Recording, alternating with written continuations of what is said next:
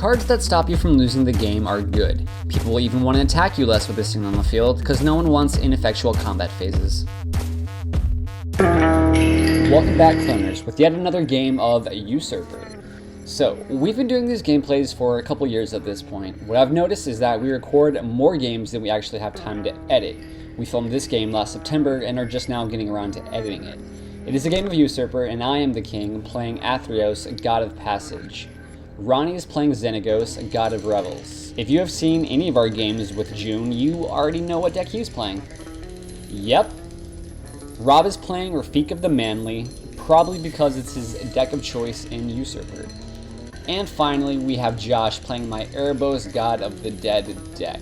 Josh does some pretty fun stuff this game. Hopefully everyone remembers how to play Usurper. Okay, let's get started with opening hands. My opening hand: Serra Ascendant, Kamiya False Hope, Urborg Tomb of Yawgmoth, Wall of Omens, Admonition Angel, Isolated Chapel, Phyrexian Reclamation. June: Unburial Rites, Sol Ring, Golgari Rot Farm, Barrenmoor Swamp, Slumreaper, Far Wanderings. Rob: Celestial Colonnade, Vesuva, City of Brass, Return to Dust, Bribery, Stirring Wildwood, Noble Hierarch. Ronnie: Forest, Exploration, Somberworld Sage, Rurik Thar, Mountain. And Josh: Swamp, Ancient Tomb, Bojuka Bog, Exquisite Blood, Cryptghast, Infernal Darkness. Turn 1. I'm going first since I am the king. I play Urborg, Tomb of Yawgmoth, and cast Phyrexian Reclamation. Celestial Colonnade from Rob. Ronnie goes nuts on his turn, playing Exploration, Mana Crypt, and Somberworld Sage. Rob is already calling it. Sol Ring from June. Turn 2. I don't have a third land in hand as I start turn 3. I think about casting Wall of Omens, but instead cast Serra Ascendant, just in case Ronnie starts throwing big dudes my way. Ronnie plays another 2 lands on his turn and casts Rurik Thar the Unbowed. Turn 2, by the way. Rurik Thar probably hurts either Rob or Josh the most due to their decks. My deck is mostly creature-based to get the full benefit from Athreos' ability. Also, we're apparently playing hardcore Rurik Thar rules, where you can't claim ignorance about casting a non-creature spell. I'll take some backs. June cycles a card and bounces land with Golgari Rot Farm. I do get a third land on my turn and randomly attack Rob with my Serra Ascendant. I didn't want to go after anyone just yet since I'm the king and I don't know who is or is not helping me yet. I then cast Kamiya False Hope and pass the turn. This way I can sack Kamiya if I need to and then get it back for my Phyrexian Reclamation before my next turn. Rob takes a damage from City of Brass and casts Augury Adept. Sweet card in a Rafiq deck. Ronnie rolls damage from Mana Crypt on his turn 3. He then casts Xenagos, hits Rurik Thar with it, and attacks June for 12. Josh takes 2 on his turn from Ancient Tomb and casts Cryptghast. To Josh's dismay, June casts Slum Reaper on his turn, almost clearing the board. I pay 2 life and raise dead my Kami. Turn 4. I cast my commander, Athreos, and then recast the Kami. I then randomly attack Josh for 6 and gain 6 life. Rob loses so many life on his turn when he plays and uses Ancient Tomb to cast Bribery, losing a total of 9 life. Targeting Ronnie, of course, and gates Worldspine Worm yet again. Ronnie rolls damage on his turn. He starts to cast Stalking Vengeance until he's reminded he doesn't have a second red source. So then he casts something much more devastating with Ruination. June and Josh both lose a land. I lose 2 lands. Ronnie loses nothing, and Rob loses all of his lands. Ronnie takes 6 damage from Rurik Thar. I think Rob considers scooping here, but then ultimately doesn't just because it's Usurper and you don't want to destroy the group dynamic. Ronnie then attacks June again, putting him to 16. Josh makes June exile his graveyard with Bojuka Bog. June makes Josh exile his graveyard with Agent of Erebos. Turn 5. I don't have any more lands and cast Wall of Omens to draw, but still don't get a land. Mana is going to be an issue for me for the rest of the game. Luckily, with June at such a low life, my creatures are likely to always go back to my hand from Athreos' effect. Spreading the damage with Serra Ascendant, I attack Ronnie, who blocks with Rurik Thar. They both die and I gain 6 life. I target June with Athreos' ability. Rob plays Vesuva, copying one of Ronnie's forests.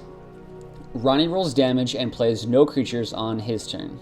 Ronnie needs a second red source. Josh needs his 4th mana. June is also stuck on mana. This is like the game of mana screw. Turn 6. I play Serra Ascendant again and Skullclamp. Rob just passes the turn. He doesn't even attack. Ronnie rolls damage again from Mana Crypt. Still, without a second red source, Ronnie has to settle for Dragon Lord Atarka, who kills June's agent, my Kami of False Hope, and 2 damage to Josh's World Spine Worm. I fog the battlefield in response because why not?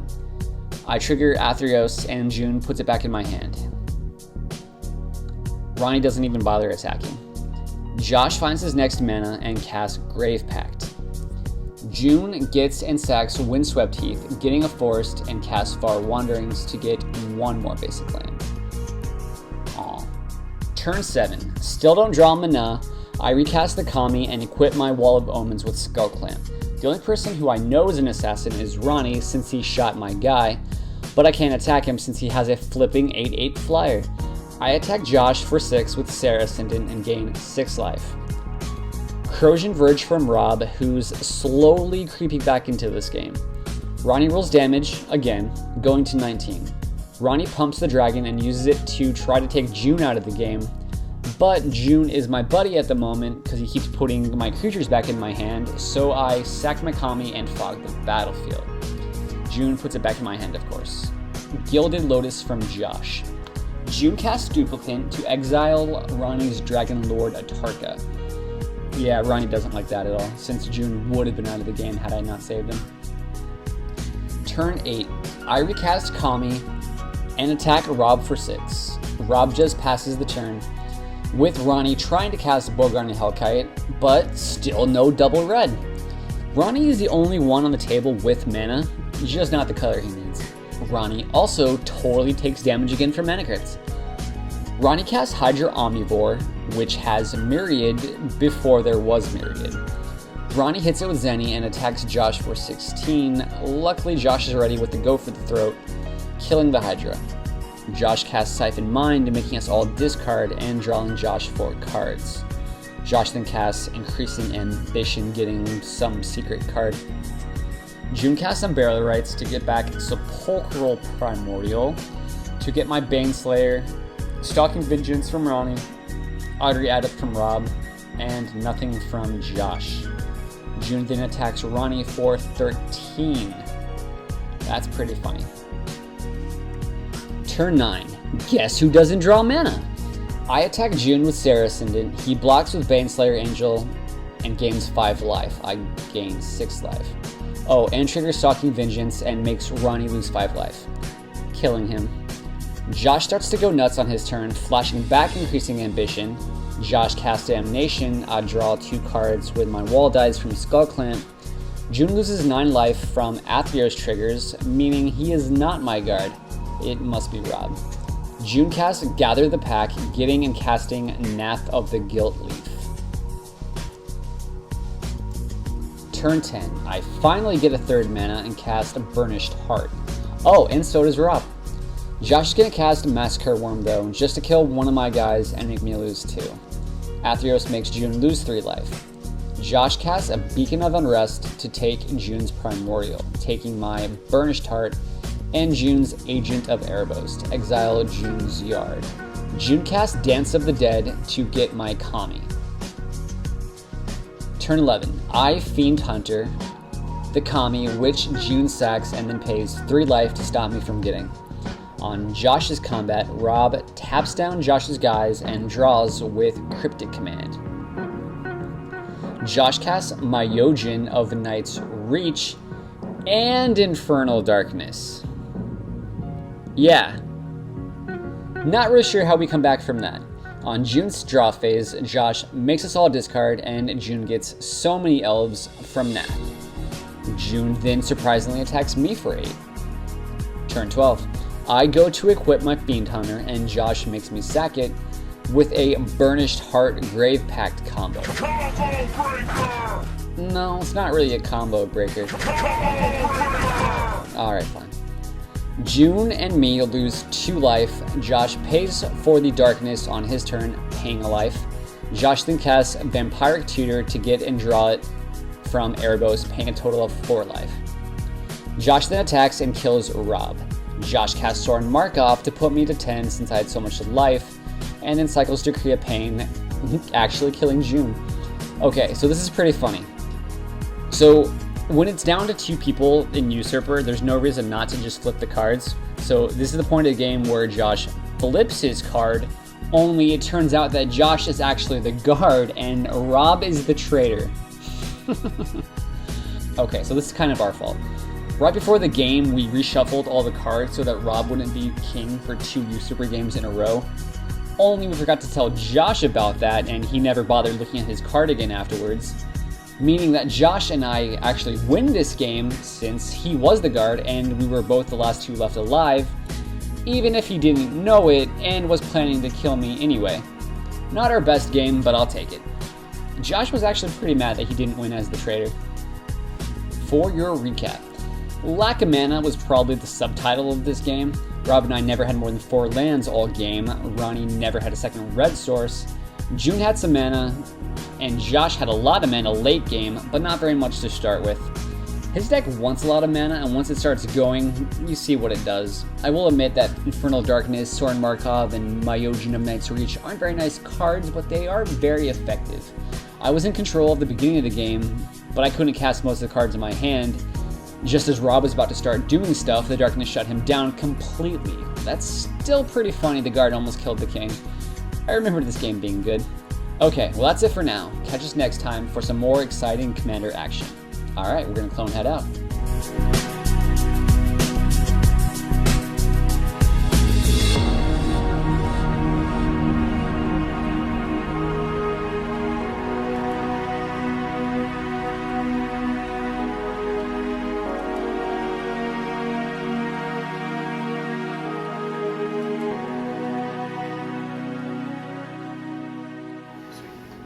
Oh, that should have a die on it too. Okay, You reveal. gotta get in. You gotta It's that reveal. early. Only 2 It's of you just a guys. late game. Like it might not be. This is Right. dead. It's just a bear. Oh, you guys win. What do you mean? No, he's the traitor, right? Yeah, you played turn 2. Oh, it's the bodyguard. It's super good. You're the guard? No, I wasn't. I was definitely the traitor. What? How was it? What? You're the bodyguard. You We switched again. Huh? We switched. No, I drew the bodyguard. He I has drew the traitor. The traitor. What do you mean? No, we switched it. Whenever you left, we switched because he was king again. You didn't look at your card again? No. Oh, he didn't know. Probably Yeah. didn't tell him. Good job. Yeah, I really thought I was a traitor. I had the traitor card when we started the game. It was our fault for not telling you. Mm. We Really? didn't. We didn't tell you that we. What the fuck? Seriously? Did you not just did you do that like when I wasn't looking? What the? I was definitely the fucking traitor that game. Okay, I fucking won that shit as the traitor. Well, we both won, but you were the guard. That's so fucking good as the goddamn fucking traitor. Yeah. Fucking wrecked everybody. Yep. You didn't play shit as anything. I thought did you everything were the for guard, you. and I thought you were the traitor, and I thought you were both assassins. That's my why I said you God. are welcome, because I thought you were the traitor too. That's such bullshit. I'm a little upset that I didn't know that the Yeah. cards were changed. I mean, you did win. You still won, but half of it.